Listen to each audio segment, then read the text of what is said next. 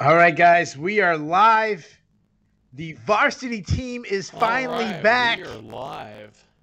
This is the Sherdog recap show. We're recapping UFC Vegas 53, UFC Vegas Vera versus Font, UFC Vegas Font versus Vera. I am your host. I have been gone forever. They thought I got fired, and I'm back. My name is Keith Shillan. Joining me, as always, the guy who's been holding it down, doing a wonderful job, the senior editor of Sherdog.com, Mr. Ben Duffy. Ben, how you doing, man?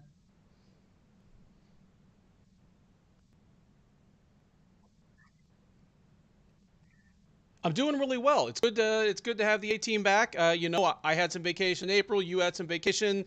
Other people helped pick up the slack. Certainly my kid Adam stepped in once. Yeah, I felt a little guilty. I'm not gonna lie. I felt a little guilty. Felt a little out of step. April, but I'll be honest, guys. I was in Hawaii, and I paid for the trip because I went over to BetUSA.com. No, that's not true. But I did actually open up an account with BetUSA. This is not like just me saying a sponsorship. I did open up an account.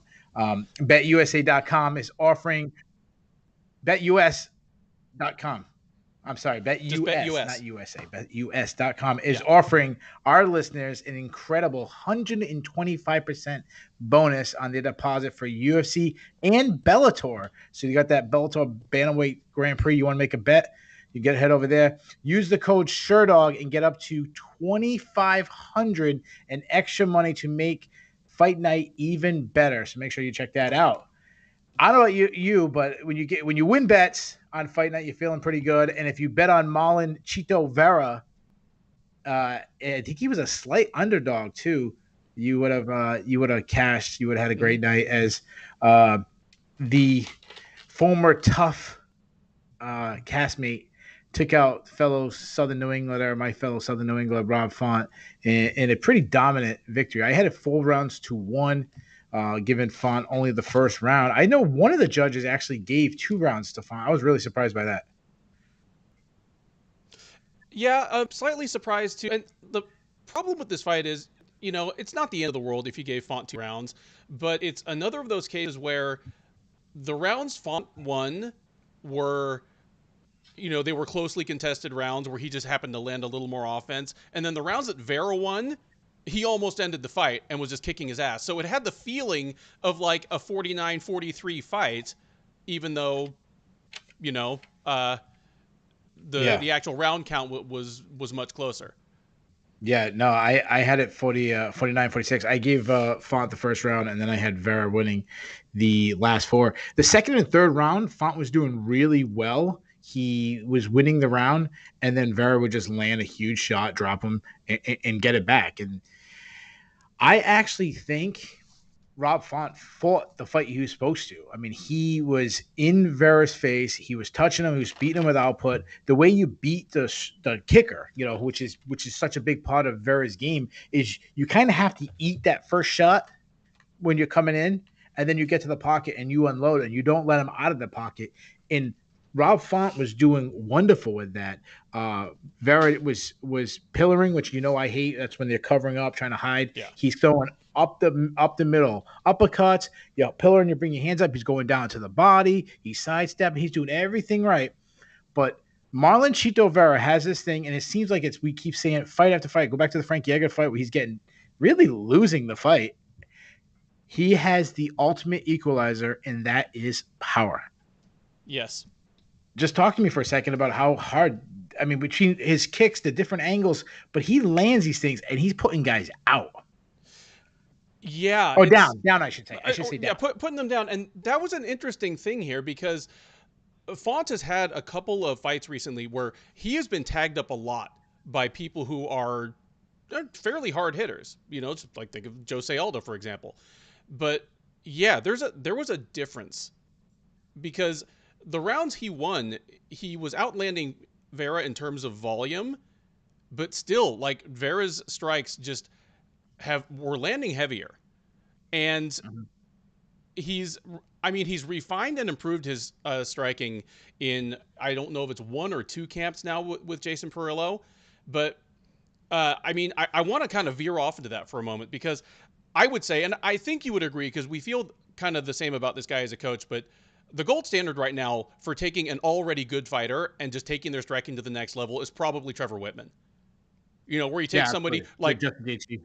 Yeah, Justin Gaethje, Kamaru Usman, Rose Namajunas, and just takes them to a whole different level. Jason Parillo is in that similar. I think he's in a similar spot for me, and he's especially good at taking a fighter and giving them a better jab and/or making them better at dealing with the jab. Taking people like Michael Bisping, Chris Cyborg, now Marlon Vera, and just their striking is clearly leveled up after a camp or two with the guy. Whatever he's doing out there, it's definitely working. So, great job, obviously, for the man in the actual cage executing the game plan, but great work again by Jason Parillo. Just fantastic stuff, because you're right. Font did everything right. He fought, and I think that Font would have beaten Marlon Vera of a year ago. Yeah, I agree. Yeah, I totally agree. I think it was Dev Goes Fishing. I think he was one that says it was similar to the Jose Aldo fight. He was doing everything in the Jose Aldo fight that was right, except that he was getting cracked and getting hurt. And you got to ask yourself the question, like, Rob Font's defensive, I mean, his offense is so good, but, in defensive holes, or just he doesn't have the iron chin that, like, Marlon Vera has. That's another thing. Like, Marlon Vera didn't have a single mark. Like, he didn't get a fight, and he got tagged like 200 times or something like that. I mean, the volume of Rob Font. I mean, one thing we talk about is Marlon Vera's cardio and his ability to go deep. Like, that wasn't the issue with Rob Font. Like, it wasn't a cardio thing. It was just plain and simple. He couldn't take the shots that Marlon Vera was doing, and that's why he was dropping them. I agree what you were saying about something's changing in Marlon Vera. I think of a little bit like we talk about, like, coaches taking fighters to another level. I think about, like, Dwayne Ludwig with TJ Dillashaw. Like, it seems that has a connection. I think Marlon Vera is having the same thing.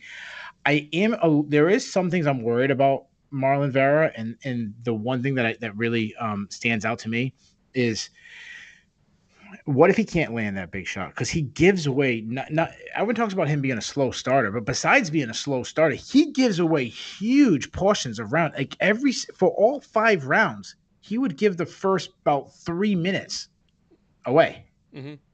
And then land this big shot. And I'm always wondering, well, what if that big shot doesn't land? If Marlon Vera lands 2 less big shots, that's what I'm saying. He won, in my opinion, he won 4 rounds. Mm-hmm.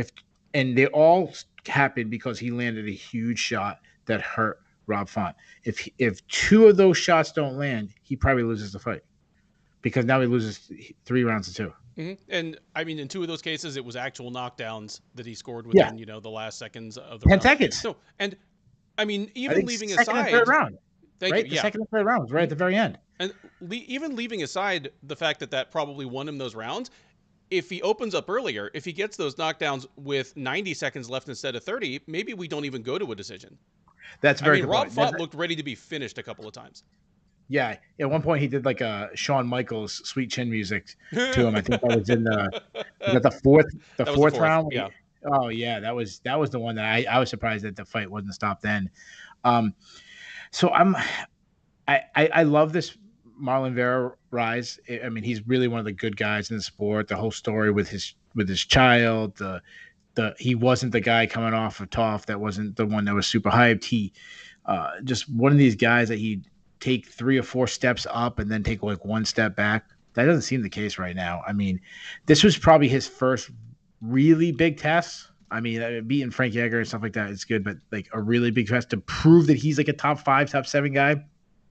He's right there. And I'll say this, and this is probably going to be a pretty controversial statement, and this might be a little Keith's living in the moment, which, let's be honest, we know I do, and I might be I might be a little shaky as I haven't been on here in a month, so I might be even more excited.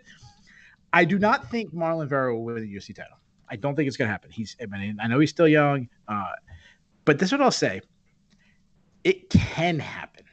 And before, I wouldn't have said that. That's what changed my mind tonight. That Marlon Vera can be a UFC champion. Agree or disagree? I think he can. I think it will depend a great deal on who is waiting for him when he gets there. Yeah. Like there are some guys up there that I still think are bad style matchups for him. You pointed out that if he's not landing his mega shot, he's not necessarily a great round winner. Yeah. While he is a very good grappler, I still wonder whether his defensive wrestling can be exploited. So I could see him losing to someone who could, either just land volume on him and not get plunked, or could take him down and avoid getting swept or subbed and just kind of win rounds that way. Like right now, I don't know if I favor him against Merab Dvalishvili tomorrow. Yeah, that's the exact guy I was thinking of when you were saying that. That's a tough start. I think Petrian would have a field day with the pillaring, with Marlon Vera pillaring. I think Petrian would really tee off on him. Aljamain Sterling, I think would have a pretty good time with the takedowns. Obviously, his grappling ability, but the thing is, like we've seen Sterling starched. Yep. Going back to the Marlon Moraes fight, we've seen TJ Dillashaw, one of the top guys, get starched. So Vera, we think about how hard Marlon Moraes hit in his prime. Mm-hmm. Vera, you have to almost put him in that same category now, no? And agreed, and with the same variety of strikes. Like someone who's coming at you with like hard high kicks from different angles and stuff. That's a different threat than somebody that you just know they're bringing like the overhand right fastball and that's what they've got. Like, yeah. I agree. Like, in fact, he could probably do something to Sterling a lot like Moraes did.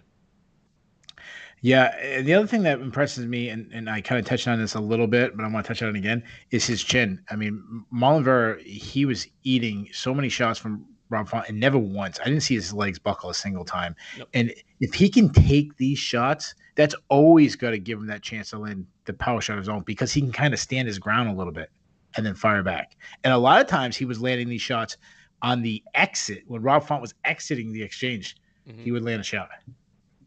Which, again, that's good coaching. Yeah, it's good coaching. It's good execution, obviously. And then just obviously raw ability, and those long legs are definitely a weapon. And I mean, he's a true mixed martial artist where he's throwing the knees, the elbows. Dev goes fishing in the chat real quick. He said it like at least once. I want to get it here. Can we agree that Font is the shitty Max Holloway? I think that's a little harsh. I mean, he's certainly the poor man's Max Holloway. Yeah, I would say that. I just think he doesn't have the chin of Max Holloway. Right. Like he's got the boxing. He has the technical. I mean, like his jab is it really is one of the best. Mm-hmm. His accuracy, he's very accurate. His output's great. His intelligence, his ability to go to the body, come up the middle, different things. He's really there. He just lacks. He doesn't like Max Holloway is not a one punch put you out guy, but he's that like cumulative punches where it's eventually going to break. I don't think Font's even that high when it comes to power. So I don't think he has the power of Holloway. Obviously, we're talking about bantamweight versus a featherweight, but I mean in the division, comparative to the division, and then the chin, the rock hard chin of Max Holloway. The chin is what. I mean, it helps make that the chin and the gas tank are what make that go for Holloway, because he can take a power shot and just keep landing his ridiculous volume, and just start rolling downhill on people. Yeah, and I actually feel for the New England Cartel, Tyson Chartier, and that team over there, because I really think their advice was right. Like when between the first and second round, he was like, "Oh, just lay up a little bit." Oh, I think it was between the second and third round. He said, "Stop throwing so hard, lay back a little bit, and just touch him." And it was working. Everything was working for Rob Font until it wasn't. Yeah. And that must be frustrating when you pull the right cards. It's like playing poker, and the odds say you should win, but then all of a sudden on the flop they have a king and they got three more kings. What can you do? Yeah, it's a fantastic performance. Jose Aldo just cracked Font's chin, says the fight analyst. I'll need to see. I mean, I'll just need to see his next fight. Font, he's deceptively old. What is he, 35 now? 34, 35? Yeah, he is. He is. That's getting up there for bantamweights not named Jose Aldo. But ironically, he's older than Aldo. But you know what I mean. Like, most guys that the years and the accumulation of wars that he's had, the end comes sooner. Yeah, and I also think it's tough. Like it's so the fight analyst that's Garrett Kerman, who's a fantastic follow, and we're gonna get on him on here soon. So make sure you check out his stuff. I agree a little bit with it.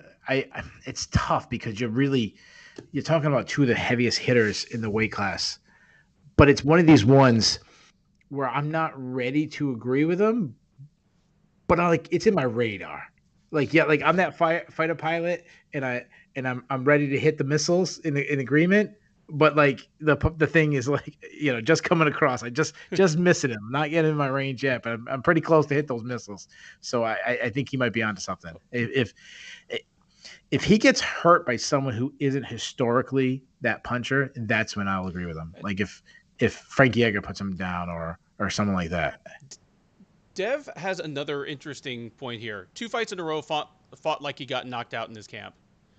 I obviously down here, I don't have any like secret insights on on the New England cartel, but his primary training partner is a very good boxer himself, is a weight class bigger, and is one of those guys that sort of has effortless lead in his fists. I mean, is 5 years of just constant hard rounds with Calvin Kattar like taking tread off the man's tires? I don't know. Yeah, I don't know. Not a good night for New England cartel, as right before the event started, Carlos Candelario pulled out. And I know he kind of cross-trained with them and with Underdog MMA in Connecticut. He pulls out of the fight, supposedly an illness, which Carlos Candelario, it's been very tough to get him in the cage at times. So might have a little Tom Breeze in him. Is Underdog, is that William Knight's camp? No, it's Jesse Mealy, Parker Porter. Gotcha. Matt Bassett. Okay, got it. No, I forgot what William Knights is. Oh no, it's okay. I wasn't sure whether that one rang a bell to me, but I know the one you're talking about now. Yeah. So Marlon Vera, I mean, regardless, he's on this nice streak. He's got some really good wins. I mean, a huge name in Frank Yeager's last fight.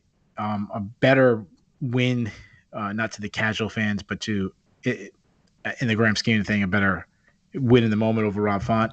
What are we doing with this guy? Like if someone's new to this show, the way we do our matchmaking is no one can say no. We're the ultimate supreme emperors.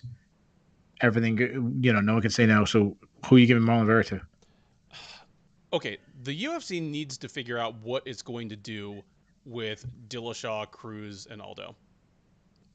Okay. I mean, I think Aldo should probably have the next title shot. Well, I mean, he has clean wins over both the ends of this main event tonight. Like he beat Font and Vera. He's clearly at least ahead of them. I like the idea of giving him, someone like Peter Yan. Yeah, that's the exact name I had. The reason I always do it by the escalator thing. Yan obviously is in a tough situation. I think it'd be a fun stylistic matchup between the two of them. I would probably favor Yan right now, but to me that's just such a sudden fight. But side note for a second, and I know I say this every time we talk about a high level bantamweight fight. I'm gonna say it again. I think bantamweight's the best division in MMA right now. And then you're possibly adding Henry Cejudo back to that mix. They got the talent, they got the names, they got. To me, it's just the absolute fantastic division. And now we're getting guys like Marlon Vera and Song Yadong and other exciting guys. I just love it. So what are we thinking with that? So say the UFC does do Yan. We thinking like a fight night main event? Or are we thinking pay-per-view, like co-main event? What are we thinking? I don't think... Wait, Vera versus Yan?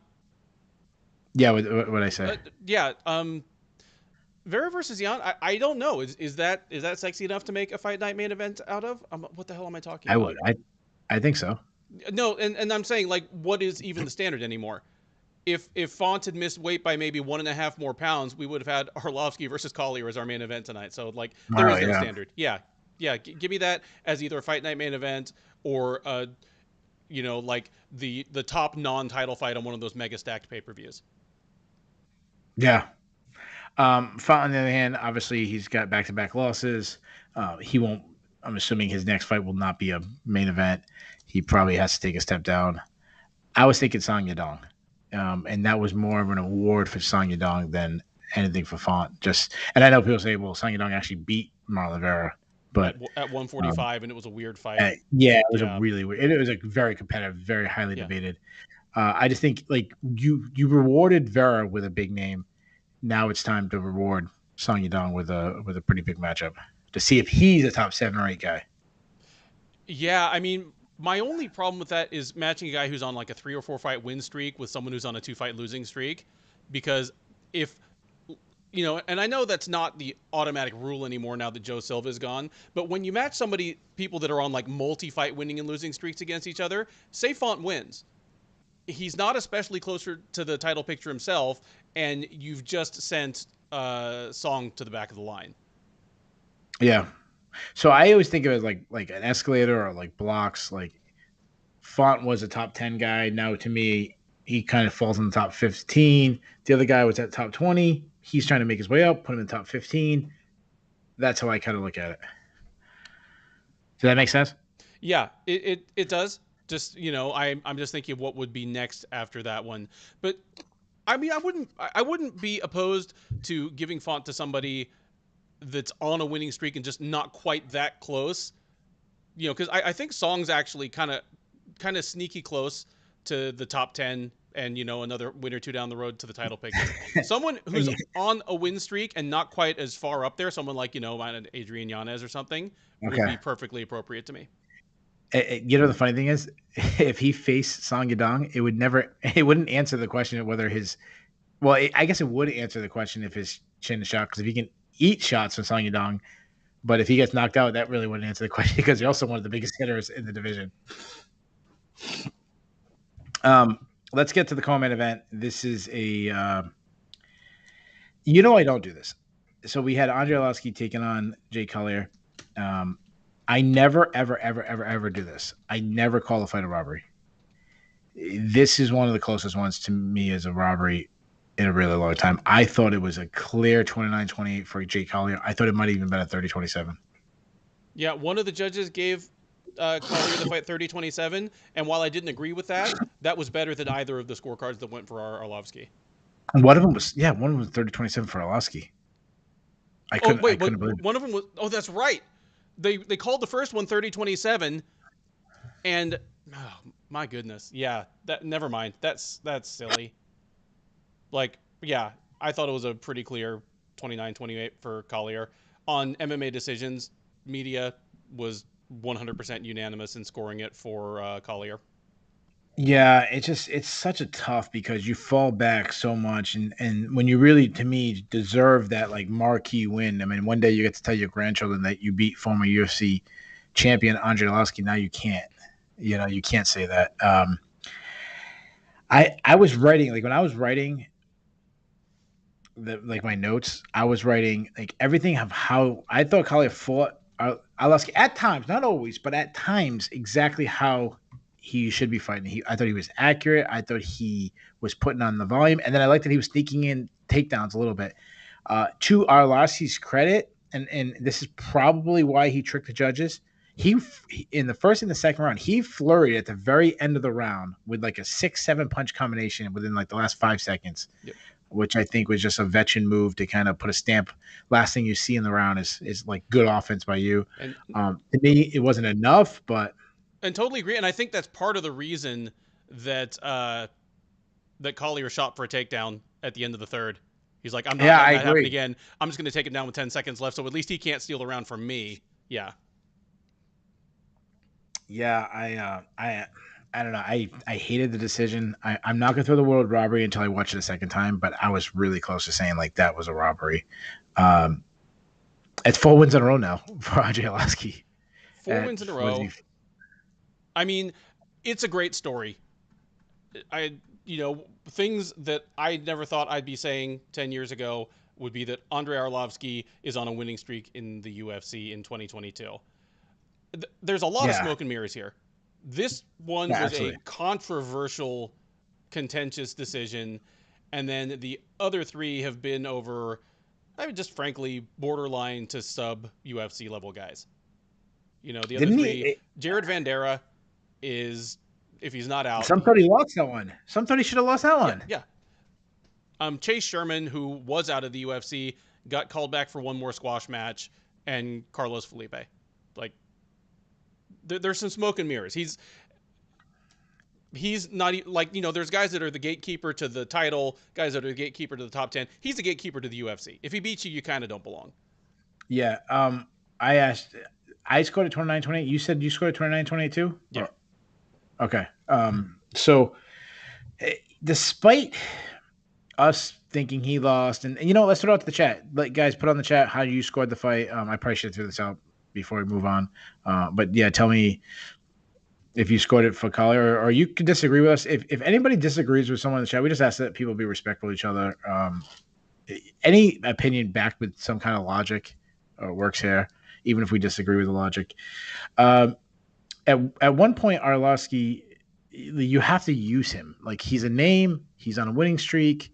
You have to eventually award him with a higher ranked guy. You can't keep feeding him guys outside the top 15, right? Well, then my concern as a human being is, okay, let's use him to get a name over, and let's just make it somebody that's not going to, like, murder him. Okay. Like, make it like Alexander Romanov, who's at least probably just going to toss him on the ground and choke him out. Okay. I'm just saying, like... Okay, I got you. I think you're saying, like, not murder him as in, like, not to give you a one-sided affair. But, yeah, it would be a one-sided affair. It just would be... No, I'm just saying, like, don't give him, like, the Blades Aspinall winner or something, like...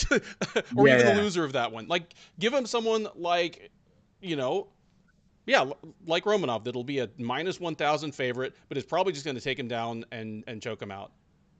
And isn't just going to, like, beat his brains in. Yeah. Or if you want to keep the Arlovski story going, then just put him with somebody else that's beatable but a step up. Like, this coming weekend, Marcos Pizao and Blagoy Ivanov are fighting. I'm like the winner of that.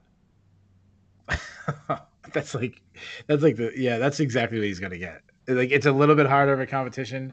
I was thinking, I'm like, what do I do with him? Do I do what you said and, like, feed Andre Arlovski to get murdered by the loser of Curtis Blades and Aspinall or something like that? I went the other route. I'm like, you know what? You have Chris Dawkins, back-to-back main event losses. Maybe you want to get some shine back on him. Give him Andre Arlovski. And if Arlovski wins, then he actually has a legit good win in the division, and he's on a 5-fight winning streak. That's a great one, actually. I didn't even think of that. For some reason, I thought they'd fought already, but no, like he walloped Olenek. No, yeah, I like that. I like that better than my idea. Yeah. Okay. Yeah. Tapper Snap says he needs to fight Parker Porter to complete his can collection. There you go. Always bring it back. I could see Parker Porter just, like, winning a miserable decision over Arlovski, just, like, kicking his legs. And Arlovski versus Polar Bear guy, assuming that's Spivak. I don't hate that one either. Polar Bear. Yeah, I don't think they were talking about Paul Varlins. Well, rest in peace. Yeah, rest in peace. Rest in peace. Andre gets 6 figures just for showing. That's another point. Like, Arlovski isn't cheap. No. Hey, you know what? Good for him, though. If he's getting paid, good for him. Like, the UFC... He's like the only one getting paid. The UFC ditched, like, Overeem and his paycheck as soon as they could, while Overeem was still, like, a top 10 guy. Yeah. So you think they'd want, like, Arlovski to lose and then kind of move on, but it seems like the UFC is really liking this, like, winning streak from Andre. I guess you can go the other way. Just keep giving him, like, lower level guys and see how long he can do it. Speaking of guys not doing too well, Andre Fili said in his walk up, I'm going to show that I'm the best featherweight in the world. And then, like, 42 seconds or something like that later, he got knocked out by Joe Anderson Brito by the first round. What a weird run by Joe Anderson Brito. Like, he loses, and I actually like Bill Algeo, but he loses to Bill Algeo, who not that much shine. I like him higher than most people. But then a guy like Andre Fili, who's been borderline top 15 guy, had a nice little run for one point, and he starches them in, like, 40 seconds. I don't have anything else to say. Like, I mean, he, in just 40 seconds, he managed to, like, knock him out twice and wake him up once. I think it was over in a flash. So there's some good things and some bad in my opinion. So the good thing is Brito found his range right away. Like he was able to find his range right away. He's got the power. He's got the excitement. But the bad thing is I haven't learned anything new about him. Like this is everything I knew about this guy. Yeah. Like he's going to be a friggin' monster truck in the first round. And then what happens after that? In 42 seconds, he like, cool, man. I hope he comes out the same way in his next fight. Like I hope he comes out throwing, which he's gonna, throwing big haymakers and trying to clean someone. Yeah, it's gonna hit a hard ceiling at 145. Like this is not. I mean, this particular approach is not going to get him into the top 15 at 145, but it'll be fun while it lasts, and we'll see what happens when he meets somebody that is better than this. Like, is it just going to look like the Bill Aljo fight every time, or, you know? Yeah. Um, I mean, it's not too much we can talk about a 40-second fight, but yeah, good win by Brito and Feely. He's had much better days. He needs to change something up. I don't know. Uh, Speaking of learning about guys, I think we learned something about Grant Dawson tonight. Grant Dawson took on Jared Gordon. I'll say this. So Grant Dawson's a guy that when I write notes about him, I'd be like, good wrestler, not great, but on the ground, he's great. His top game is great. His back takes are some of the best in the division. But what I loved about this, his last fight, he was putting it on Rick Glenn. He was dominating him, and then he gassed out late. Rick Glenn had this big flurry, 10-8 round, and gets himself a draw. You started questioning his gas tank, his ability to dig deep, and there was a transition in the third round where really late second round, early third round, where Gordon's putting it on him. I'm starting to look at the clock, saying, is he going to survive? Is Gordon going to get a stoppage? He's going to get a 10-8 round. What's going to happen? And then Dawson dug deep and actually got the back and got a submission late. And to me, this was like, okay, he was tired, but he found something which he didn't have before. So I feel really good about Grant Dawson moving forward. I mean, are you with me on this, or is this just? No. Yeah, he was still gassing out there though. I'm with you. Things I've learned about Grant Dawson, the things that made him promising at 145 have carried over to 155 because he and Gordon were both 145 pounders. At 155, Dawson was just bigger and stronger. Like he had the frame to make his game work against lightweights, where Gordon might not. And I agree with you that Dawson, it's not like he's an incredible, just lights out wrestler, but it flows perfectly into his grappling because he and Gordon are both good grapplers. But when you're the superior wrestler, yes, a great jiu-jitsu practitioner can win a fight off his back. He can sweep. He can beat a bigger, stronger guy. But in practice, in mixed martial arts, two guys that really know what they're doing, it makes a difference in the grappling if you hit the ground because someone took you down hard, knocked the wind out of you, started out on top or even inside control. Like being the better wrestler really does, it's a difference maker when both guys are competent grapplers. And I think that's what happened all night here. Both guys are good grapplers, but Dawson was just bigger, stronger. When they hit the ground, it was usually when, where, and how Dawson wanted it to. And that's just a hole that Gordon wasn't able to dig himself out of. Yeah, and getting a stoppage victory over Gordon late in the fight. I mean, Jared Gordon, he is what he is, but to me, he's still a tough out for anybody. So getting a stoppage, to me, that's a really a big momentum builder. Grant Dawson reminds me a lot of Jack Shore, and what I mean by that is, like, when I look at Jack Shore, I don't go, wow, this guy is such a great wrestler. Look at his entries. His entries are so blazing fast, but he's so relentless and technical with it that it works out. They got the mindset, the chain wrestling, everything, and eventually it's going to work out for these guys. And it's an intelligent thing, and that's why I'm high on both guys. I liked his post fight interview. I like the last time I lost, Barack Obama was the president. Put some respect on my name. Like that was pretty good, man. So I he's a little buried down, but I think it's time for this guy to get a much bigger step up in competition, maybe like a co-main event or even like a pay-per-view, like opening fight or like a ESPN headline or some a little more eyeballs on him. And the name I come up with, and it's so tough at lightweight. But I think give him Bobby Green. That's literally the name I had. I All was right, there you go. I was like, who could give him an entertaining fight and has enough name shine to like push him up to the point on a card where he deserves, and Bobby Green is the exact name I came up with. It's kind of ironic because him going from Glory MMA and Fitness to ATT, I was like, well, crap, now he and Thiago Moises can never fight because they're apparently like training together now. Oh, that's probably a good guy to train with too. Yeah. I'll throw it out the chat too, guys. Give us who you'd like to see Grant Dawson fight next. The reason why I picked Bobby Green is, and Alan McDonald said that someone's gonna not. Oh, Alan McDonald pointed out that it's the first time someone submitted Jared Gordon. I don't know if that's true, but I'll take Alan's word for it, which makes it even better.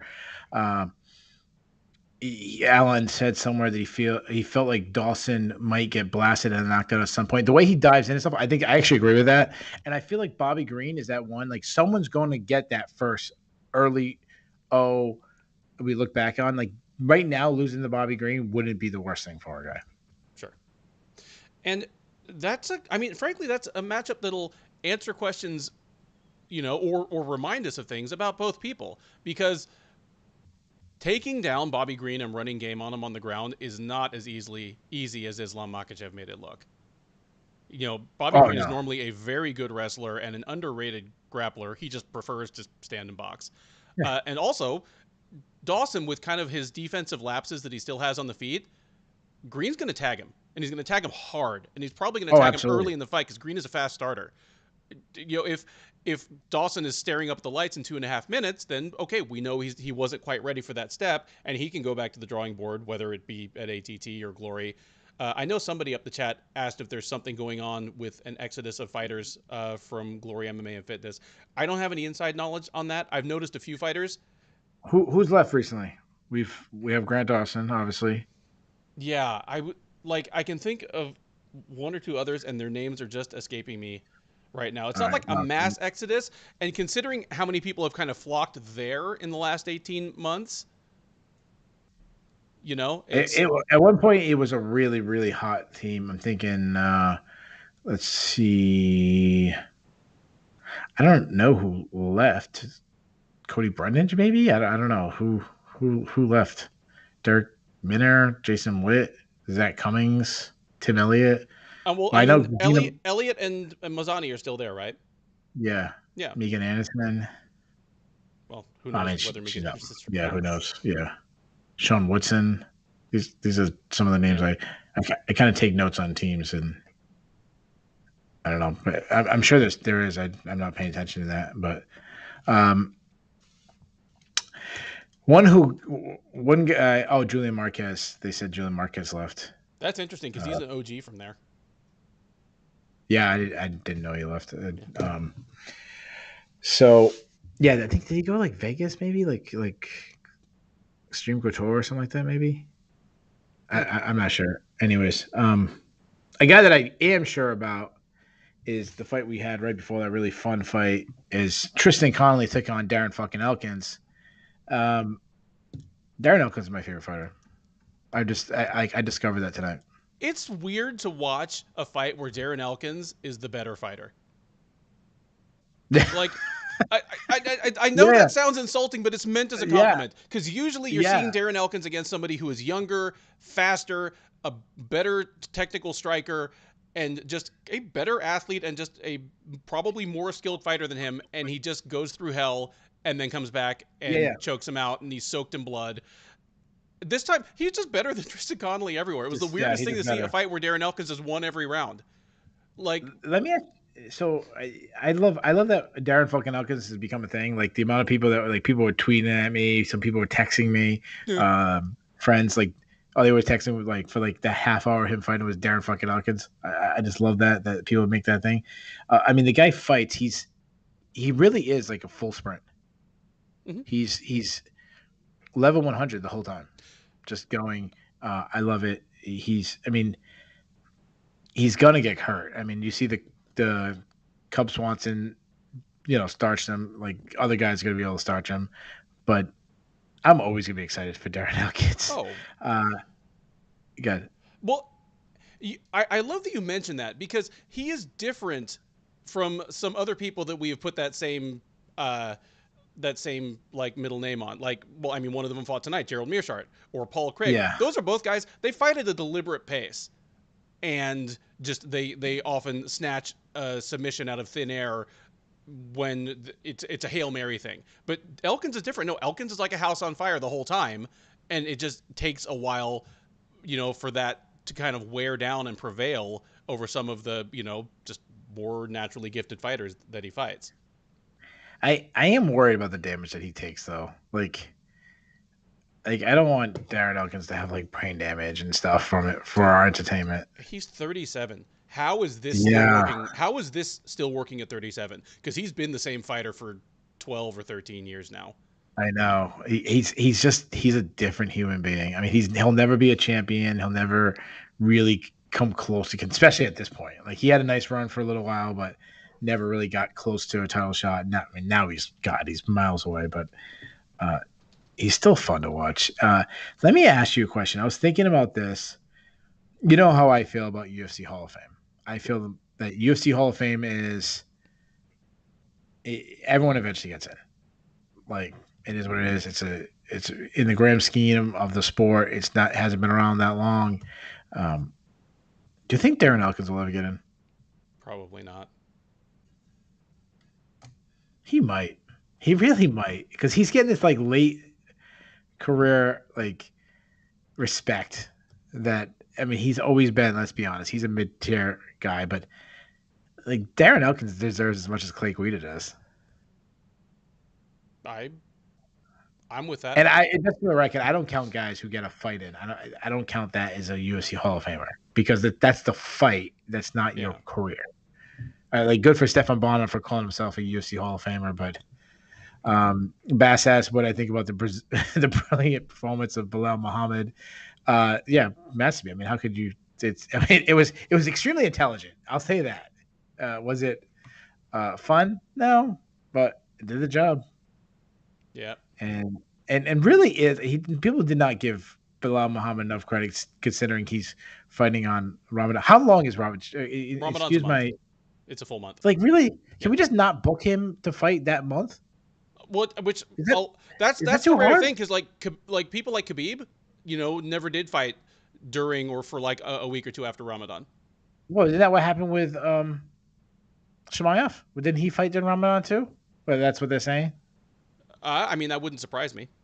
Is it that hard to not book them for, like, you have 11 months to give a guy a fight? Is it that hard to give him that? And 100 years in advance when it's going to be. Like, it's, yeah. Unless, like, you think the UFC is just like me, they just don't look at shit like that. Like, they just don't, like, I didn't know how long Ramadan is. They have to. Like half their fighters are managed by either Ali Abdelaziz or the Kawa brothers. They got people who can tell them, hey, my dudes are fasting this month. Yeah, and side note, and obviously I'm not like going after the religion or anything like that, but is it healthy? And I'm not saying it's not healthy. Like, I'm not talking about the religion. I mean, is it healthy to strain your body without being able to drink water and eat? It's just from sun up to sundown. Like, that's a long period. Yeah, but I mean, most of us, a lot of people barely eat from sundown to sun up. It's mainly that it makes it really difficult to train, because you can't train while you can't drink water. Yeah. I love that the entire chat just wants to talk about last week's card. Like, we could give a shit about UFC Vegas 53. Let's talk about last week's. Yeah, I like how I like Mabe is like, I have to recap all the events I missed. They kind of like punishment. You got to punish me for missing. Dev really wants me to talk about like Mike Jackson versus Dean Barry, which maybe I'll give you guys a hot 90 seconds later in the show. Yeah, I mean, I'm in one of these eliminator pools run by Sean Bitter, and I picked Mr. Barry as luckily we had 3 picks. I'm down to 1 left, but. I did pick Mr. Barry, but so did like everybody, so everyone lost 1.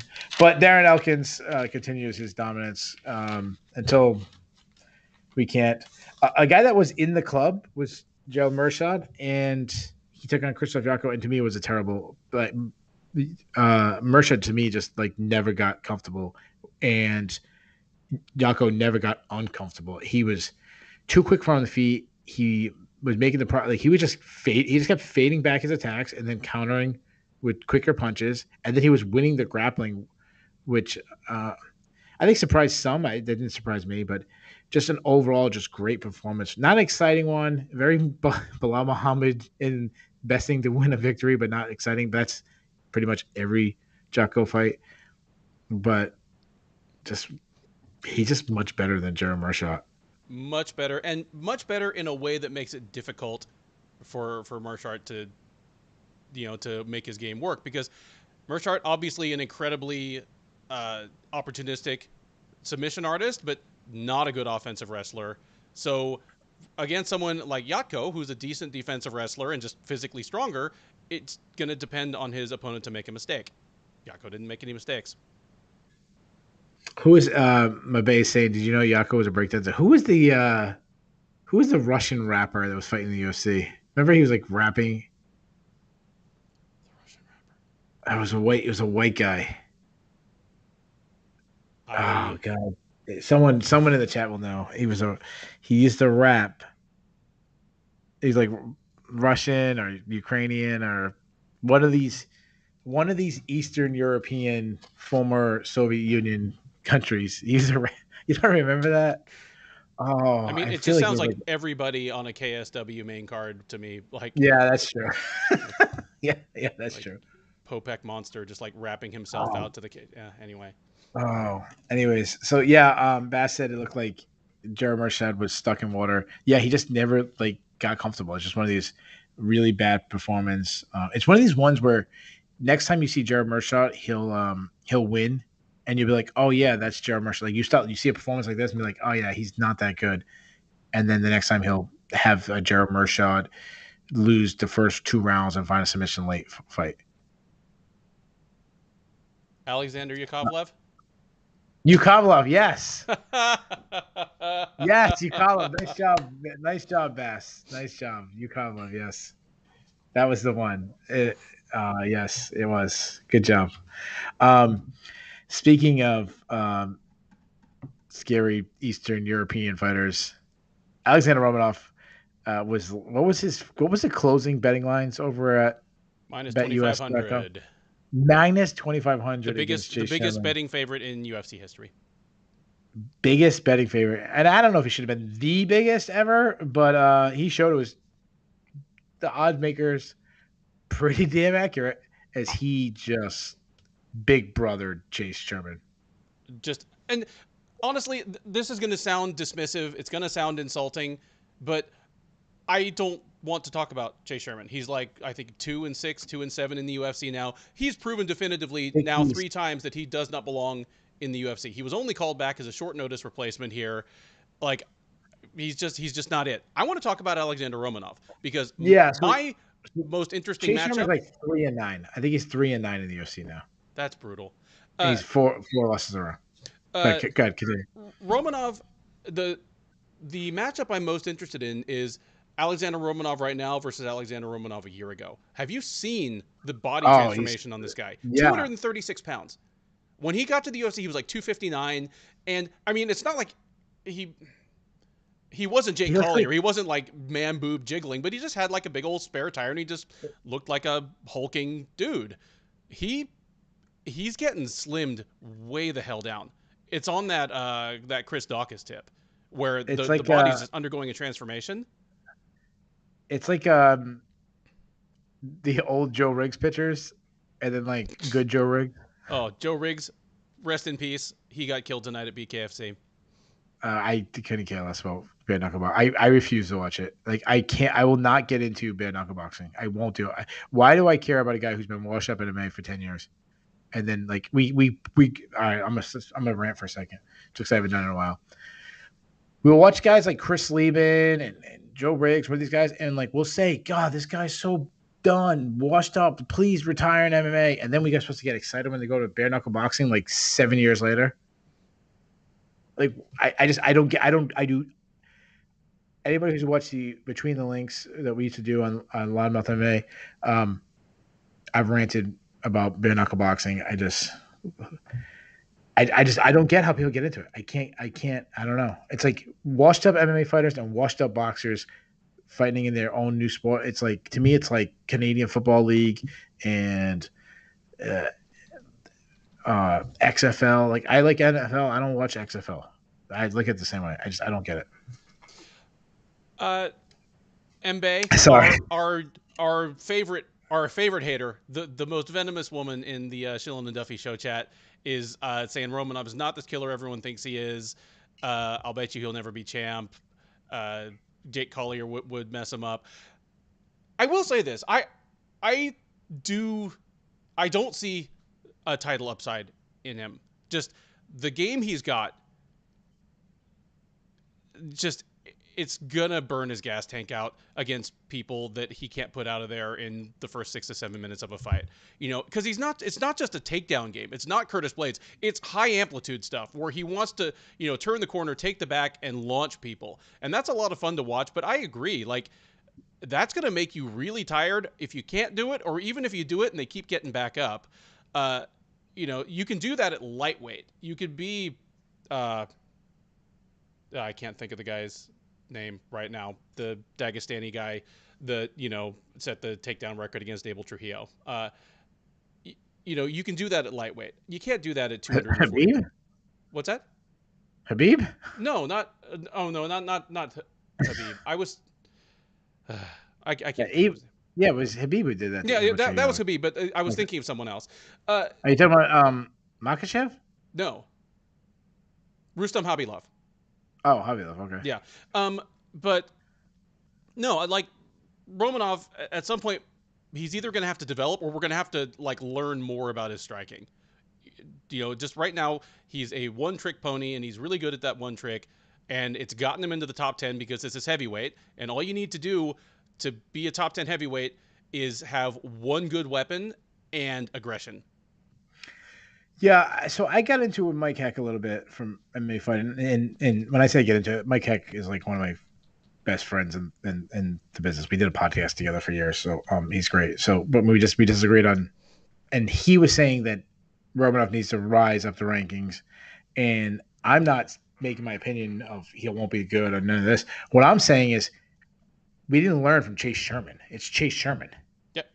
It looked like, you know what, you ever see when a wrestling room where you're wrestling with a partner that's equal, and then they go switch partners. They do like you do like a minute with somebody and switch, and then eventually that senior gets with the freshman. Like, that's what it looked like to me. Yeah. Where like a JV freshman against like captain senior, and it's like he takes him down and like, okay, I'll do whatever I want. Like, that's what it looked like to me. He's 16-0. He's 5-0 in the UFC, so there's a lot to like about that. There's debate on how good of a wrestler he is. Some people say he's the best wrestler in MMA at heavyweight. Some say Curtis Blades. You know, whatever. We're talking about just the UFC, not outside the UFC. This is what I'll say. So you're saying you don't think he'll be a heavyweight champion. The same when Bay was saying the same thing. Let's do this. We haven't done this in a while, and the reason why I'm doing this for this card is simply because, like, let's be honest, the rest of the fights we're going to breeze through. Hey, Keith. Yeah. Try switching your camera off and back on real quick. Your face has been frozen for a minute. Oh, okay. Hold on. Where am I at? Okay. Take my camera off and then back on. Yeah. Let's see if that fixes it. You're back. Okay. Sorry about that. I agree. Like, you know, he gassed out bad against Espino, and it was a terrible look where he was basically asking, so if I quit now, does it go to a decision or do I lose it by a TKO, which is essentially what he does. Yeah. Like, I agree. You know, he's deservedly in the top 10 because if you win 4 in a row in the UFC heavyweight division, and he's won now 5, you're in the top 10. You know, congratulations. There's only like 30 of them. There's only 30 of them and 20 suck. So if you win 4, right, you're in the top 10. I'm gonna do this because really there was only one fight we had to talk about in length when it came to rankings and stuff. Was Duffy and Vera, and then a couple of guys we had to sprinkle in there. But I'm gonna do this just because for time's sake we have a little bit of time. You tell me who wins right now. I'm gonna go straight up to Sherdog rankings. Tell me when to stop. Obviously, I'm gonna skip Bellator fighters and one championships, but Right now, the Sherdog rankings, we have Chris Daukaus 13th. Who wins? I think Chris Daukaus beats Romanov. Really? Yeah. Wow. So you're right. I would take Romanov. So I would take Romanov. So you stop. We'll just stop you there. Once you hit one person, you know. So I'll continue mine. Tybura, I'm gonna take Romanov. Okay. Road I'm gonna take Romanov. Volkov. At before Volkov fought Aspinall, I would have taken Volkov. But after what Aspinall did to him on the ground, I'll probably take Romanov. And the next one's Aspinall. I'm taking Aspinall. So, and this is no tape study. We might change our opinion when we do tape study, but and there's some stylistic stuff in there. Like I think he beat Rosenstrike, even if I think Daukaus, would probably beat him. Yeah, of course. Yeah. I wasn't gonna have us do every single person in the division. Yeah. But you're saying the ceiling isn't being a champion. I agree. I think he's got to develop a little more striking. It's going to be weird because he's, like you mentioned, he's going to match up with some guys high in the division, and then it's going to be other guys going to be terrible stylistic matches for him. It's going to happen. So, he called out Augusta Sakai. I'm okay with that. I thought his call-outs were very appropriate. They were all like, he didn't call out a top 5 guy. He called out people that were kind of in what he perceived to be his range. No, I liked it. Yeah, you're not going to call it Stipe because he's not fighting you. You're not going to call it John Jones. He's not fighting you. So, we're going to buzz right through this next fight because, I mean, it was extremely quick. Francisco Figueiredo took on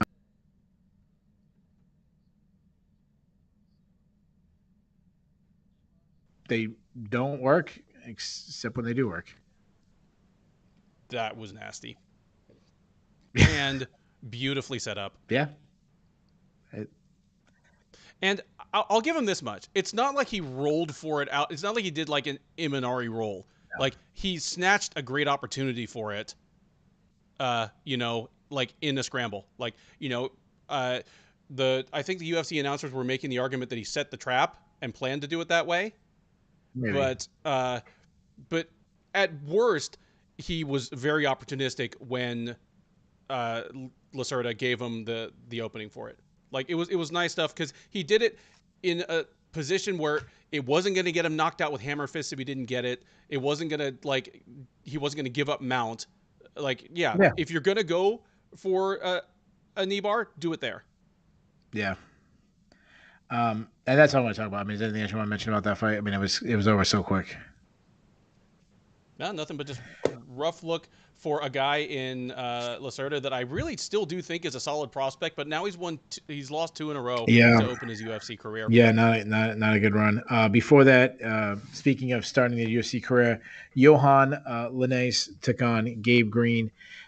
It's funny. This was one of the fights where you watch so many fights, and obviously I'm not saying like I'm some guru where I'll get fights wrong. I'll see things or I won't see things. Linnie was winning, and I turned to my wife. I said, Gabriel was going to win this fight. At the end of the first round, Linnie took this huge, deep breath, and I go, he's tiring out, and Gabriel's going to win. And Gabe was just controlled. And that happens because Linnie was loading up on every shot. He was throwing tons of kicks, which takes way more energy than throwing a punch. And then, like, anytime he got a submission, he's squeezing onto things that aren't locked in. And then Gabe Green starts going to the body, and he just folded.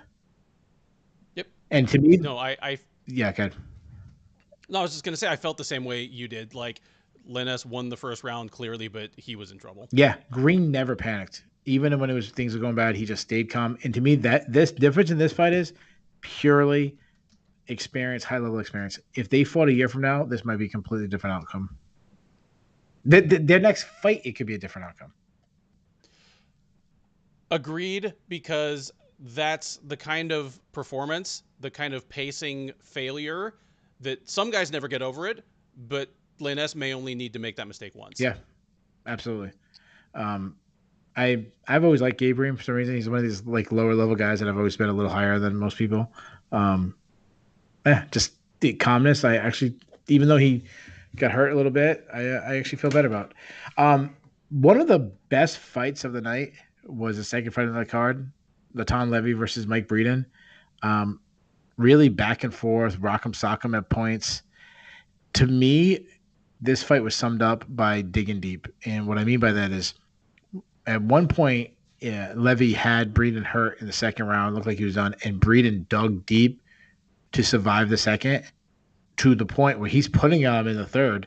And then Levy was the one who had to dig deep to survive the third to win the fight. I was on the edge of my seat for a low level between two lower level guys in the UFC. Just really fun fight. Talk to me about it for a second. What did you see? I saw what you did. I saw guys both having to dig deep, to keep the fight going, because either guy could have been finished if they had the opportunity, had kind of rallied. They had the opportunity. It was a fun fight. Out. Like the checkout, they had the chance and they didn't. Mm-hmm. It was one of the better fights of the night. Exciting fight, back and forth fight, but all of those things are not nice things for me to say about Natan Levy. Because if Natan Levy is the prospect he was kind of touted to be as he came in, he punts this man out of the cage. Yeah, I agree. Like it left me concerned about Levy because Mbe, Levy was getting gassed. That's a problem, because if you're that tired in a fight where you were primarily winning and primarily controlling the pace at lightweight, that's a problem. And boss, Levy is shredded. I agree. And the thing is, having like 3% body fat or 2% body fat, like those aren't typically your cardio machines. Like a little bit of body fat and the extra water and glycogen that it keeps in your body, are actually good for your gas tank. So yeah, Levy being shredded, he absolutely is. I mean, good grief, he looks like a bodybuilder, but gas tank might be a problem.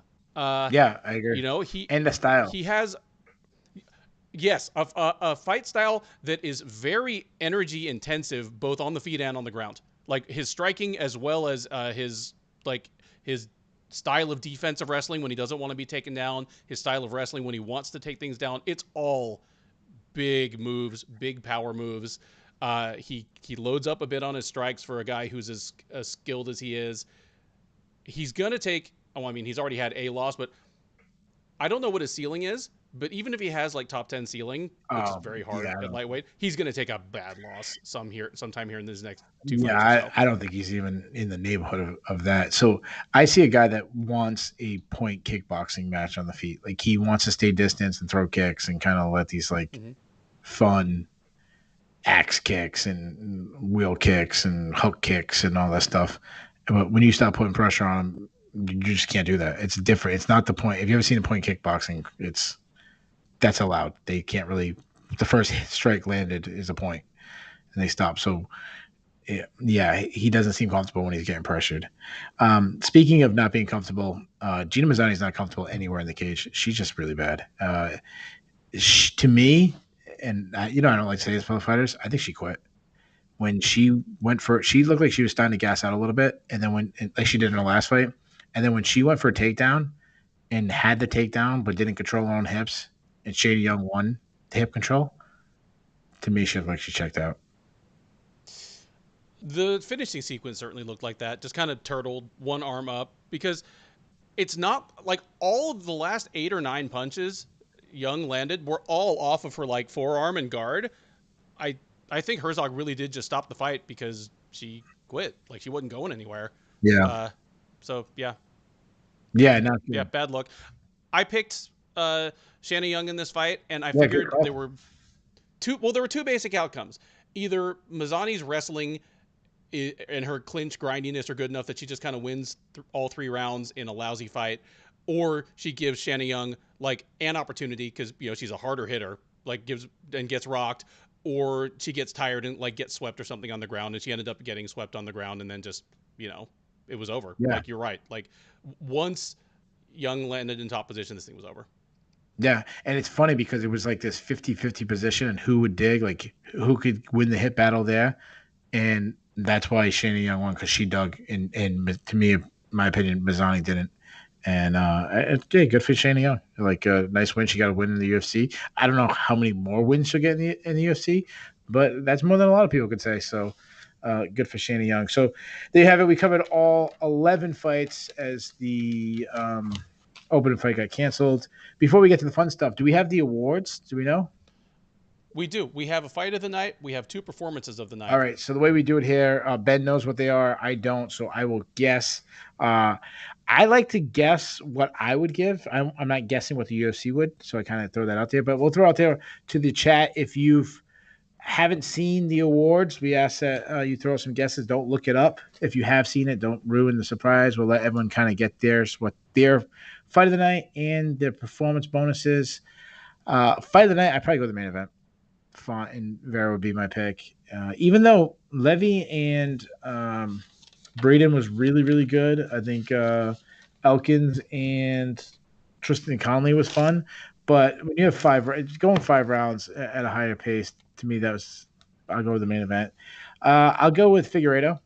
I'd give Figueiredo a performance. And then I'll go Brito. I'll go Brito. So those are my picks. I go the main event, Brito and Figueiredo. So I go the 2 Brazilians. I'll read some other people. Mabe goes with the main event for fight of the night. Collier for getting robbed. I must be behind you. I don't see these comments. Like you keep saying comments before I see them. It's because I'm looking at it in YouTube Studio, and you're looking at probably the actual video. Yeah, so I'm a few seconds. Gotcha. Bobby Boucher goes with performance night Dawson and Elkins fight of the night, the main event. Let's see. Tapper Snap goes with Brito for performance bonus. Collier, I do think Collier got robbed. That poor guy. It's funny you joke about it, but that's like he lost half his pay. Yeah, he lost half his pay. Which Dev goes with Romanov and Cheeto for performances, and Breeden and Levy for fight of the night. Boucher changes it to Brito instead of Elkins. All right, so Ben, do you want to reveal to us? I'll throw this out there. The fight of the night was the main event, which that kind of sucks because Vera gets the whole thing. Yes, Rob. So that is $100K for good for him. For Marlon Vera, and the ongoing medical treatments for his adorable child. Yeah, you know what? I'm actually glad he gets it all because it was a great fight, and he could use the money. And you know what? You accepted, and he got the 20% of Rob Font. You accept a fight with a guy missing weight in the main event and all this stuff. Yeah, good for him. Yeah, and performances of the night: Joe Anderson, Brito, and Francisco Figueiredo. Oh, I had it perfect. Well deserved. You had it perfect. You nailed it. And some people I could see Romanov getting a performance of the night, but you got to consider the difficulty of schedule. I mean, you get a bonus for putting your shoes on in the morning. Yeah. No, it's expected. Well, Brito was getting it. Anytime you get a knockout over against a guy like Feely in seconds, and then Figueiredo gets a knee bar. So I thought maybe Romanov could get it if they threw out like an extra one or something. But you want to do the cut list? You want to do the Bulls or the Bears? Oh, well, I might as well do the cut list. Just get all our. Well, so if you guys aren't familiar with the cut list is where me and Ben will say who should the UFC no longer have on their roster. Obviously, it's a negative thing, but we try to spin it a little bit positive, meaning, hey, if one person leaves, that leaves an opening for other people, young prospects or something like that, to be on our official cut list. Both me and Ben both have to agree on the person. We'll throw it out to the listeners too. Tell us who you would cut. This is not guessing who the UFC is going to cut. This is simply saying if you're the ultimate emperor of the UFC and nobody else has a say, what would you do? How many did you say you have? 2. I have 2. I think we're going to have the same 2. Go with it. I think we're going to have the same 2 as well. I think it is time to cut bait on the Gina Mazzani experiment in the UFC. Okay. I think she's done.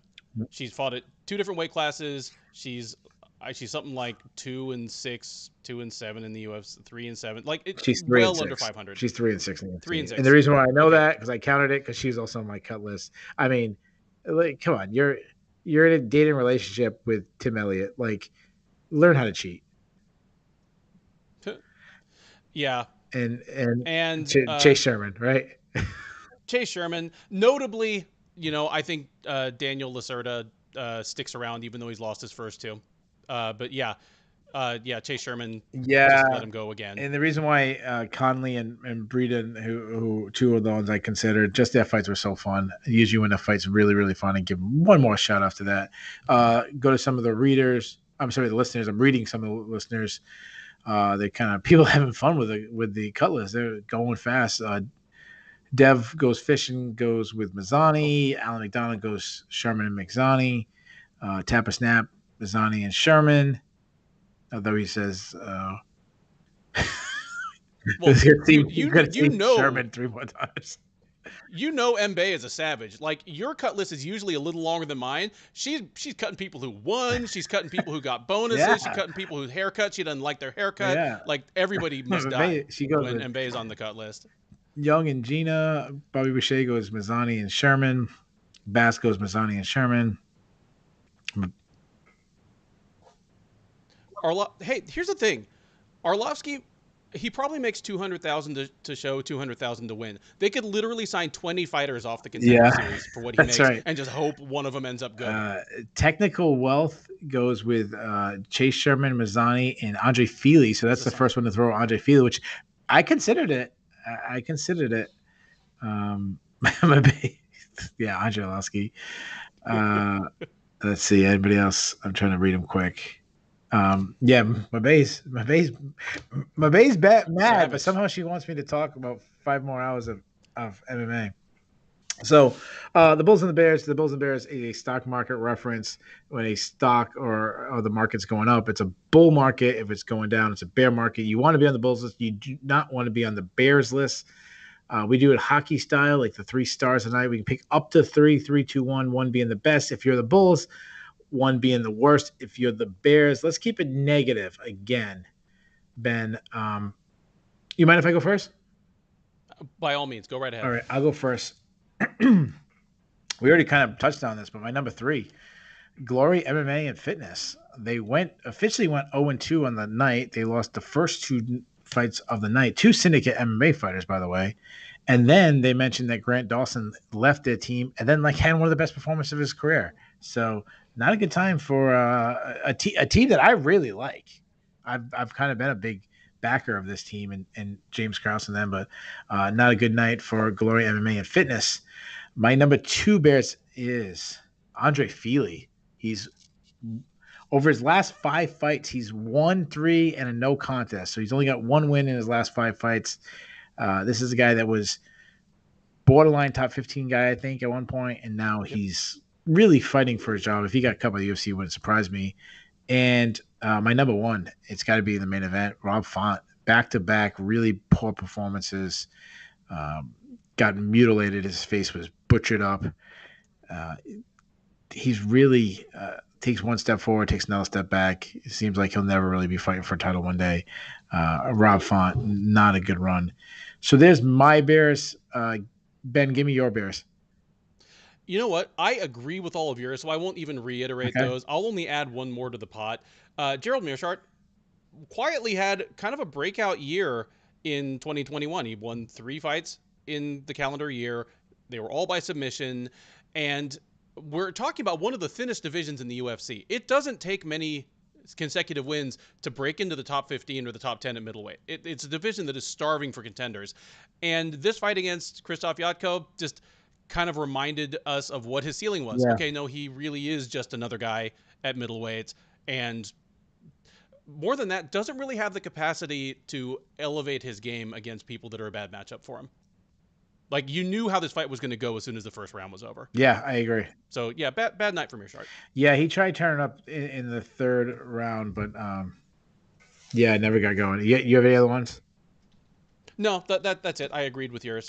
You know, I read some of the listeners. Bobby Boucher throws out Andre Fili, Rob Font, and the judges.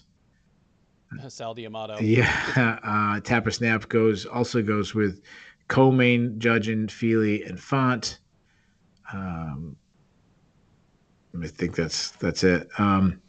Let's go over to the Bulls. So these are who had a good night. So Ben, I'll let you kick it off this time. Oh, Bulls. Gotta give one to Grant Dawson.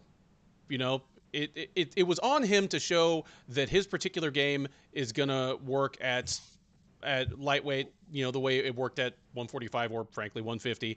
And he did. He badly out wrestled and out grappled Jared Gordon, which is not an easy thing to do. Choked him out, which up until now had been an impossible thing to do.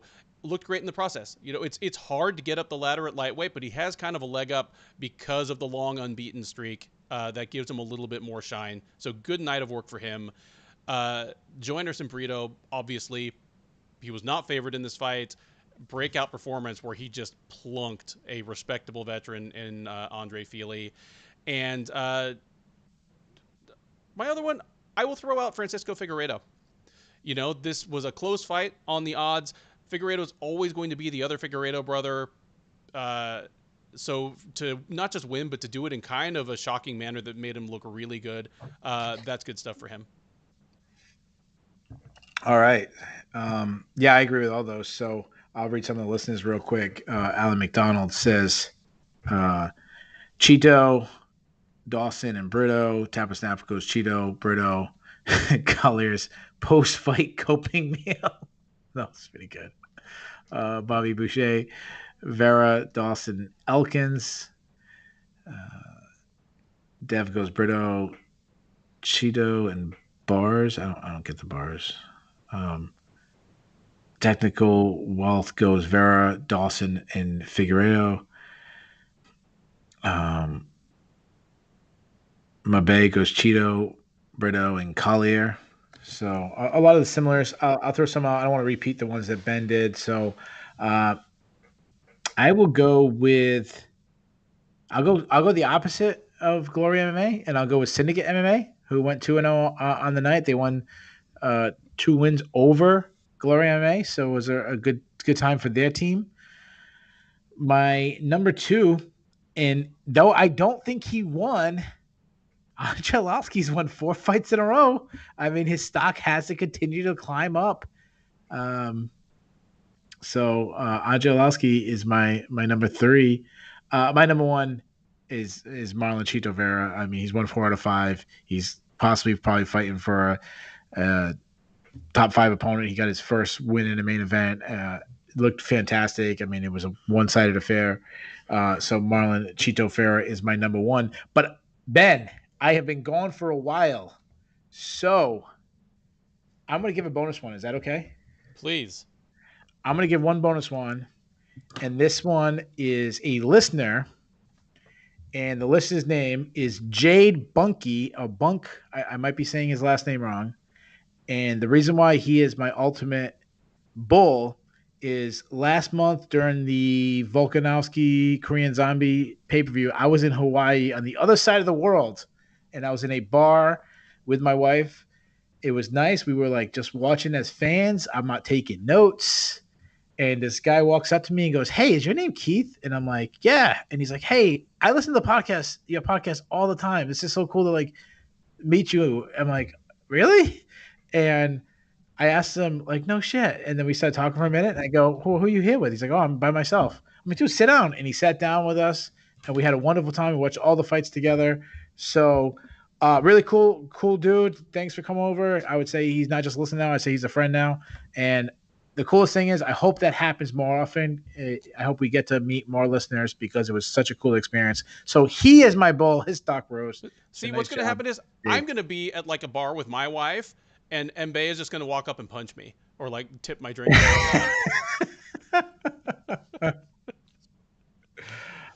Yeah, Mbe is coming at me for putting Andre Arlovski. He's won 4 in a row. I mean, I don't agree with him, but he's the snake charmer as Dev goes. So once again, it was nice meeting Jade. Thank you so much. So grade for the card, Ben. See, there were only a couple of good fights. There were a couple of eye-opening finishes, and a bad decision always kind of takes the wind out of my sails. Most importantly, there were no stakes here because the one ranked fight on the card, one of the fighters missed weight. So even if Font had won, you'd be like, well, what do we do with the guy now? That's true. Yeah. That's a very good point. So I gave it a B. I thought I thought that we had 3 really good fights between the Elkins fight, the Levy fight, and the main event. Even the co-main event was a good fight. I disagree, but I don't. hate on a bad decision. To me, it makes it memorable. Like if Collier won that fight, would I remember it like 2 years from now? But I remember it now. And then you get a knee bar. Overall, I thought it was. I don't think I was bored, so that's why I give it a B overall. But again, as you mentioned, the lack of ranked fighters do kind of put a cap on it. So it's been a long time, Ben. Who's a listener of the night? Man, lots of standout performances tonight. I mean, the savagery of Mbaye, like she just clearly built up 2 weeks worth of vitriol in our absence and was just loaded for bear when we came back. Tapper Snap and Dev were both making me laugh just like right from the very beginning. Good to see Alan McDonald, back. I can't even give one tonight. Like, I want to be like Dana and be like, okay, everyone gets a bonus tonight. Yeah, I know that's a cop out, but I don't know. Technical Wealth, is that a new one? Yeah, Technical Wealth. I think Technical Wealth has been here for a couple of weeks. Oh, okay. I'm sorry. It might have been when I wasn't here. So, yeah, I'm gonna give it. Mbaye was coming at me the whole time, so I'm gonna give it to Mbaye for that. She was. I mean, I was Rob Fondon. I was trying to dodge shots, and she was hitting me all night. It's the power, you felt it every time. Yeah, that's right. So there you guys have it. There's the recap. We thank all the listeners that were keeping the chat respectful and fun as always. I missed you guys. I really did. It was weird watching shows without talking afterwards. Most important, we're returning UFC 2. What number are we on now? 274, and it is a loaded card. We have Justin Gaethje challenging Charles Oliveira for the lightweight title. We have Rose Namajunas defending her title against Carlos Esparza, and then we also have a just probably guaranteed war and Michael Chandler versus Tony Ferguson. So we'll be back recapping that. In the meantime, me and Ben have already previewed it. We know who each of us have picked. It'll be coming up soon, so make sure you check out that. Ben, say something good as we leave. Hey, just that we've already recorded the preview. It will drop Sunday night. It'll be up first thing in the morning Monday. I'm excited for you guys to see it. 90 seconds of you got to talk about Mike Jackson real quick. Okay. Close it with that. I couldn't believe that Dean Barry accused him of taking the easy way out. If he took the easy way out, it's because you fucking gave him the easy way out. You were a 15-1 favorite. All you had to do was show up and not commit a hat trick of egregious fouls in one round. And these were not borderline fouls. You gave him a spinning back kick to the nuts, and then you dug your finger up to the second knuckle in his eye socket. Why wouldn't he want out at that point? And the thing is, Jackson was arguably winning the fight outside of those fouls. It's not like Dean Barry was rolling on him. I'll add, because I don't think you went full 90 seconds. Like you went 75 seconds. Yeah. I'll say this, and we talked about this in the chat. I think when a referee sees a foul and says, if the guy can't continue, this is a disqualification. So you're saying this is a disqualification, then you shouldn't give the fighter an opportunity to decide whether he can fight on or not. You make a decision right then. The fight's over. Disqualification. Yep. Because it always looks bad. You tell the fighter, oh, you can continue, and you could lose, or you can take the win. It's just a terrible situation. If you're a disqualifying person, the fighter shouldn't even have an option to pick. Just automatic disqualification.